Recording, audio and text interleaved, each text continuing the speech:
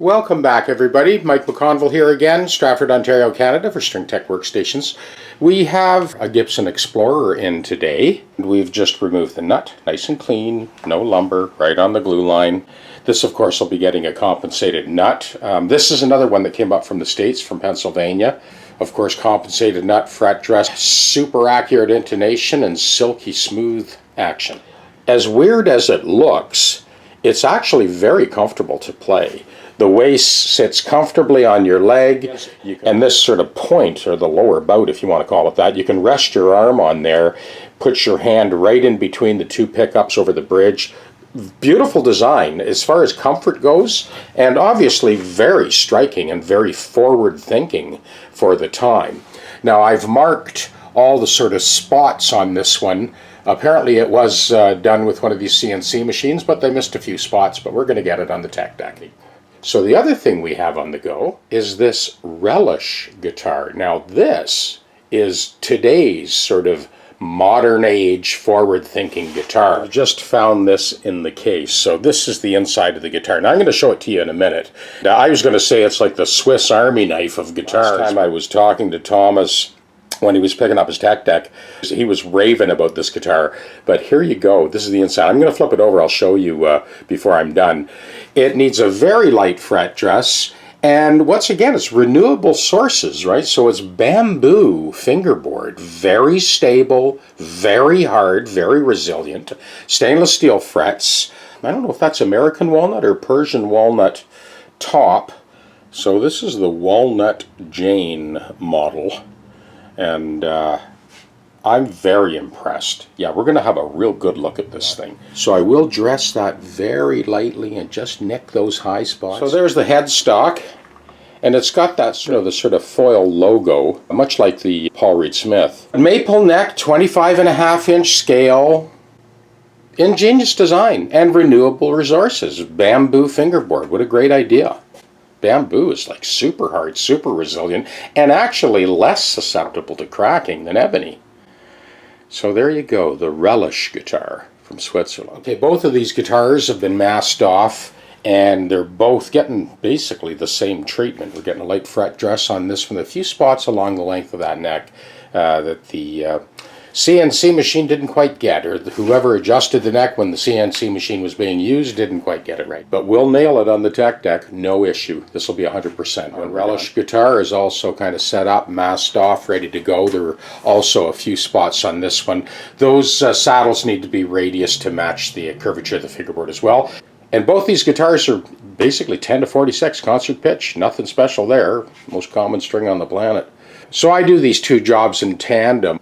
As you can see, I have them both set up on the TechDecks, and step by step I go from one guitar to the next. I have pointed this out in previous videos. It was actually one of my students in the classes, my level 2 class, that had bought a couple of neck straps, extra ones, and he used them for, he has a whole collection of Flying V's and Explorers and weird shaped guitars. So with a center pin, he just goes from the cinch hook on the edge of the body platform over the center pin, and the same on the other side. So that basically immobilizes the body, pulls it tight against the rails while he's working on these odd-shaped guitars. Just wanted to point that out for any of you TechDeck guys. If you need extra straps, just get hold of me.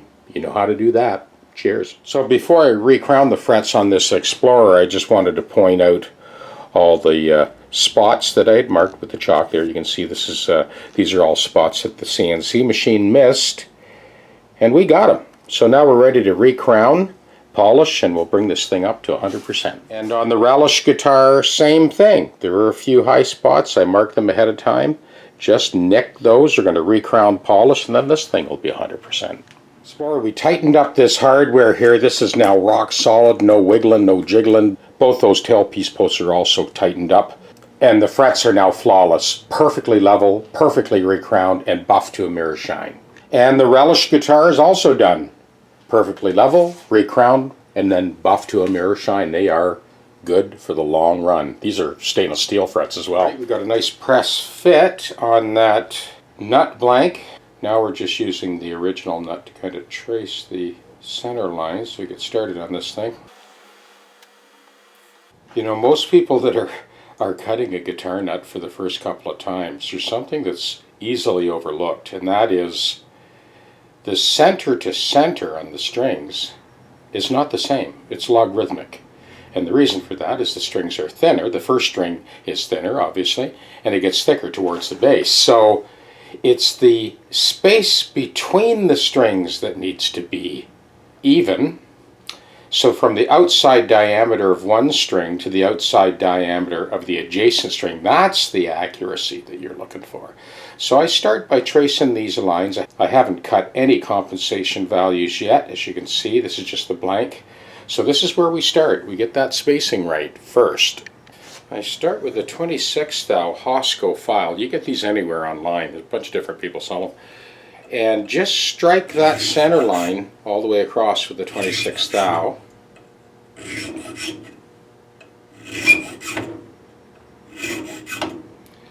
Now this file is 26 and 50, so I go across the last few bass strings with the 50, opening it up just a little bit.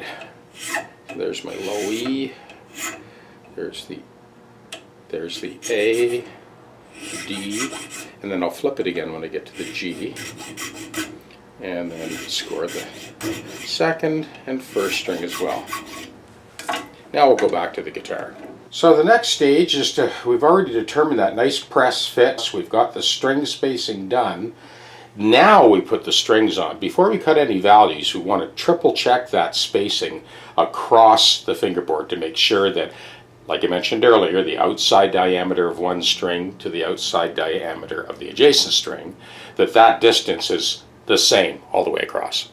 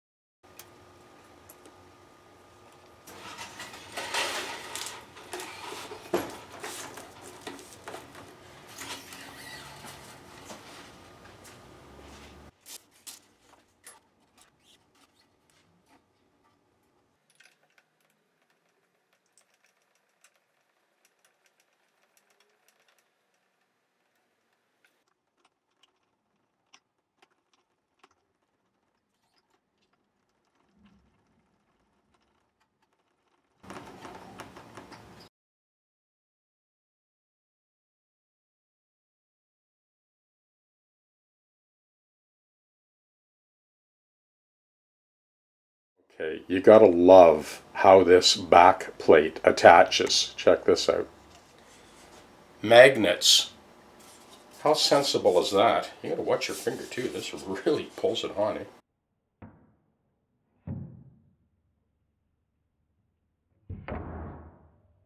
Beautiful. What an ingenious design. I love this thing. Okay, here's our moment of truth. This is the Gibson Explorer that we did for Jody. So let's go through a little tuning test. This is something you could try on any guitar you got. So here's our 6th string open and 12th fret, which is what everybody does, right? And then 7th fret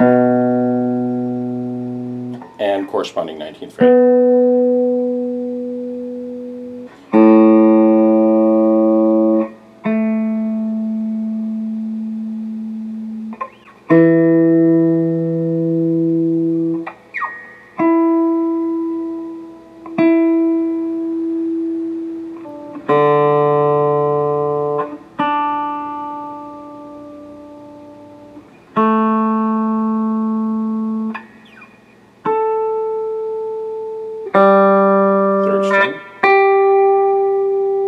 Seventh fret.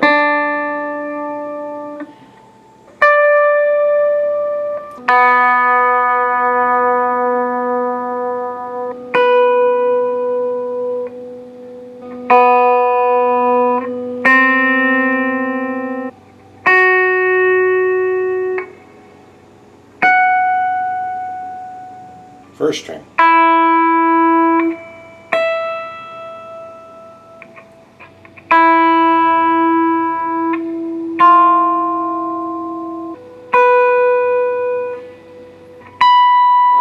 here's something I've used before. I put on the last video with that $50 plywood guitar just to sort of make a point. Okay, so we'll run through those three C forms.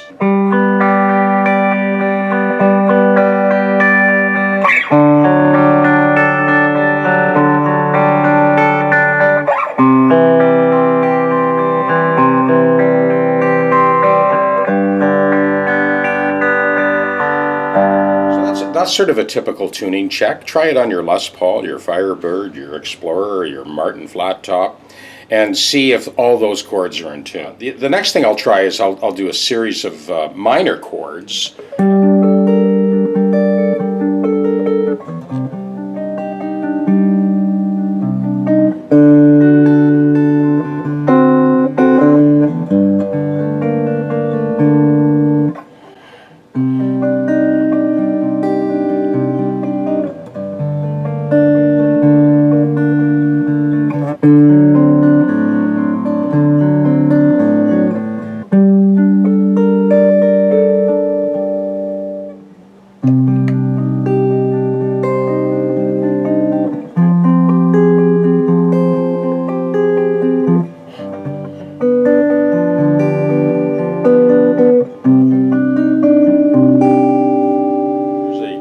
Progression basically in C minor.